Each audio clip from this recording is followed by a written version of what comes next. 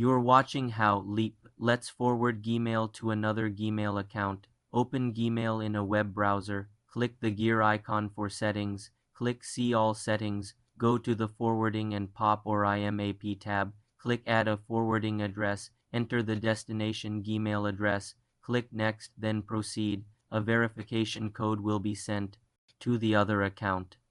Retrieve that code, enter it in the original account settings, and click Verify. Now select Forward a copy of incoming mail to and choose the verified address.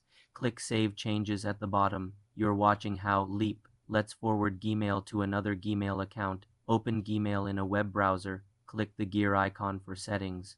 Click See All Settings. Go to the Forwarding and POP or IMAP tab. Click Add a forwarding address. Enter the destination Gmail address. Click Next, then Proceed. A verification code will be sent to the other account. Retrieve that code, enter it in the original account settings, and click Verify. Now select Forward a copy of incoming mail to and choose the verified address. Click Save Changes at the bottom. All new emails will now be forwarded. You can also choose to keep a copy in the original inbox. For more simple tech tutorials, subscribe to the channel.